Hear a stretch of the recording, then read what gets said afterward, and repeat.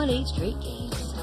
And bring this up with Bobby because I did feel like I should. But yeah, they beat the Bucks on Saturday. 24-2 since February 1st. They are going to finish no lower than the second place spot, but they're only 2 games back of the Thunder in that loss column, which means we should probably go ahead and throw up the schedules for these guys remaining.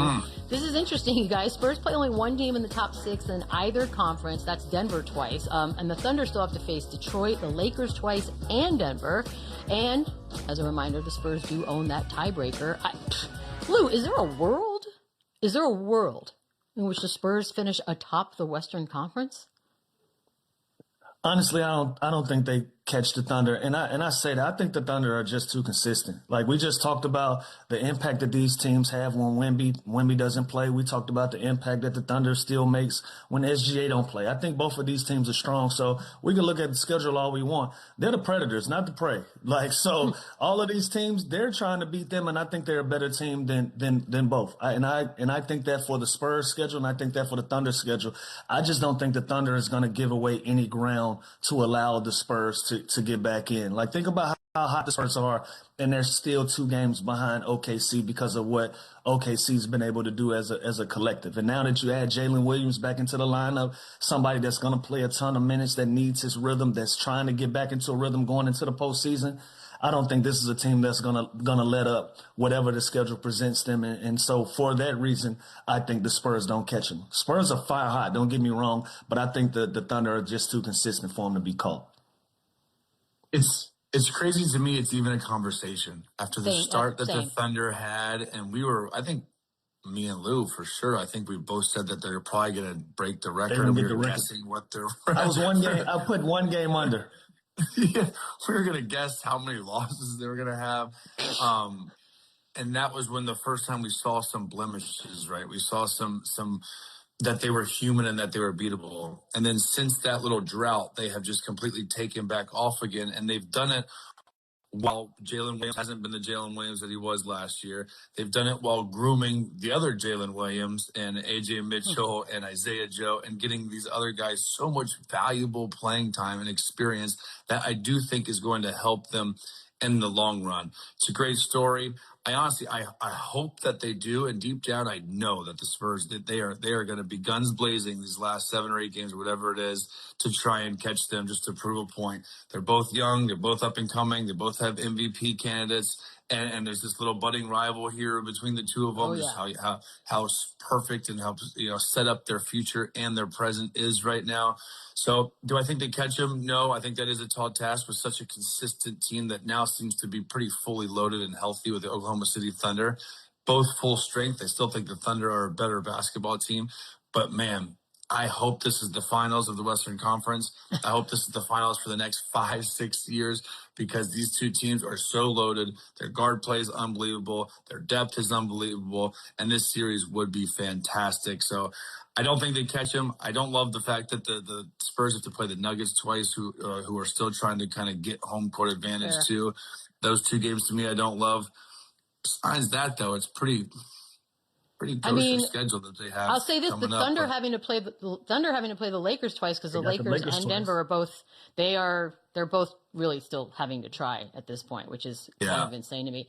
It'll be interesting to see if it does anything.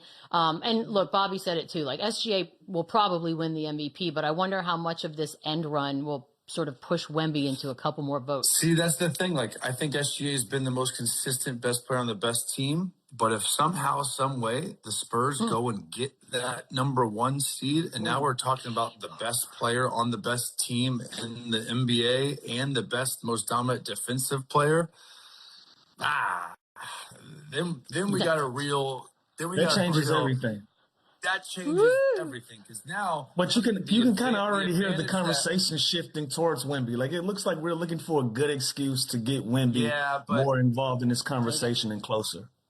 But as good and as dominant he is on the defensive end, you can still bank on that the Thunder are better, and the Thunder have been more consistent. Now, if they catch them and they get the 1 seed, then it's like, okay, this definitely kind of changes and it deserves a real conversation that this dude has impacted the game more so anybody defensively. Yes, his numbers aren't gaudy. He's had some outrageous individual offensive performances, but the versatility, the fear in which he puts in people's eyes, some of the shots that guys turn down just because he's in the general area is nuts. It's a different conversation if they get the 1 seed. If they don't, I think it's SGA's. Yeah. And be clear, the Thunder are very much aware of what's going on as well. Like they don't talk about it a lot. Like, and Wemby probably wouldn't have talked about it as much either if he wasn't, simply asked the question to make a case for his MVP calls. But I'm sure SGA is well aware of what's going on, and they're like, no, we're not resting. We're gonna keep our pedal to the metal. We're gonna keep there. We're not allowing them to walk us down and get this 1 seed. We don't even want this to be a conversation. And so I'm curious to see how both of these teams, how they manage the schedule moving forward, because again, if you're already locked into the playoffs and you want the 1 seed or you're trying to go get the 1 seed, all of these games left on the schedule are still pretty meaningful for individuals as well as the teams. So, we're probably going to see some really good basketball and both of these teams finish the season out as a whole. I'll say this. I don't think it's a budding rivalry anymore. I think these two fan bases have officially entered the I don't care for you phase of the festivities. And I'm a little here nose for up action now. Yeah. It's called Race for Stays, people. What are you guys racing for? Okay, that is my Homer moment. We will keep it moving. Quick break. We'll run it back on the other side. Share accountability of his inconsistencies and his ups and downs, right? Like I look at a game like last night, Cat had 2 shot attempts going into the third quarter.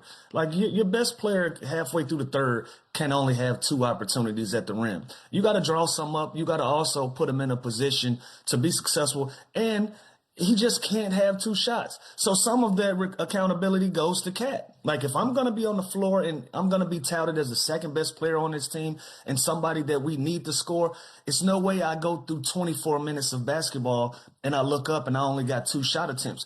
I got to demand the basketball. I got to say, hey, bring that here. I play with guys in this position. I've even played with guys that's not superstars and all-stars that demand the basketball and want the ball. I was the 6th man of the year. I came off the bench and I demanded the basketball because I know that the team needs me to score. The New York Knicks, they need Cat to score. He has to have more of a will and a demand to get the basketball in his hands, whether Mike Brown draws it up or not. And so they got to meet in the middle. They got to figure this thing out, especially in the postseason. Like, if you're the New York Knicks, you can't make excuses for yourself. If you get bounced early, we don't care what happened. You were one of the top teams in the East for the last few years, and we have an expectation level for you. So they got to get on the same page of thinking of what they're going to do, how they're going to operate on the offensive end, and how we're going to get Cat more involved in this offense. And at the same time, his teammates got to look at him and say, bro, we need you to be more aggressive. We need you to be more in tune into the game and get more opportunities for us to win basketball games. You see a game like this that come down to it. You saw what Jalen Williams brought to the table as a secondary option. He puts pressure on his team every single time that he puts the ball in his hands. He doesn't just go out there and float through and just go through the motions. And I'm not saying that Cat floats through the motions, but sometimes in the games, it looks like Mikal Bridges is more aggressive than you. Sometimes OG can be more aggressive than you. And obviously Jalen Brunson is going to be more aggressive, but that's expected. Cat is expected to be just as aggressive as those guys, and sometimes we just don't see it from them. So I think it's accountability on both ends between Mike Brown and both Cat. They both got to get on the same page of thinking. Yeah, I agree with what Lou's saying, and I think his years in Minnesota, he was so dominant, and he was so good, and he was so aggressive that he didn't have a Jalen Brunson on his team that was maybe had that much usage that took the ball out of his hands until maybe the later years with Ant a little bit. But the fact that his second lowest average is 20 points a game is not the worst thing. I just think we have such high expectations for Karl Anthony Towns that 20 and 12 isn't enough. And that he should be like these other guys. He should be in these MVP conversations because he is so skilled that when he floats around and he only has 2 shot attempts, and there's just certain nights that he's just out there running back and forth doing cardio and not imposing his will on the game. That's when I get a little confused, because it's not just has to be about scoring with him, but when it comes down to it, it should be, and it can. And he's got the respect and the control to talk to Jalen Brunson. Give me the ball in the post. Give me the ball off the block.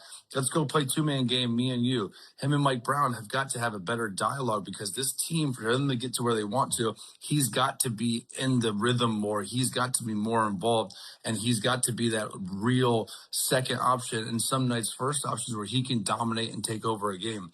We haven't seen him do that. And again, I don't want to overreact here. The guy's averaged 25 and 27 and 26 Right. throughout his career. So the fact that he's averaging hell of a 20 down points year. now, and that's his second lowest year ever. The guy's a stud. I just feel like he needs to somehow demand more respect and control within his team and his coaching staff to be able to give me the mother effing ball. Like he has that game. I just don't know if he has that personality to ever make that change 70 games into a season where their team's kind of winning, they're up and down, but they need him. And I think they'd be better off and he'd be better off if he did that. But again, 20 points per game is your second worst scoring average. The guy's had a hell of a career. It's not about that. We just want more because we know he can do more.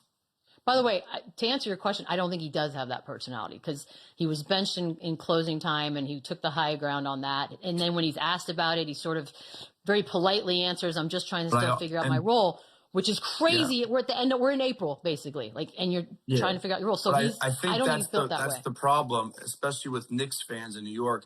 They don't want that. They want the alpha. They want the aggressive personality. Like they want someone to be outspoken and not do what he's done and not said the things he's said, like the training camp thing. I'm still not sure of my role. And like there's been certain situations where it's almost easy to pick on him, and it shouldn't be with his production and his career so far this year in the league. Like we should, again, like I said, this guy's an all NBA every single year talent. We shouldn't be talking about him ever in this light because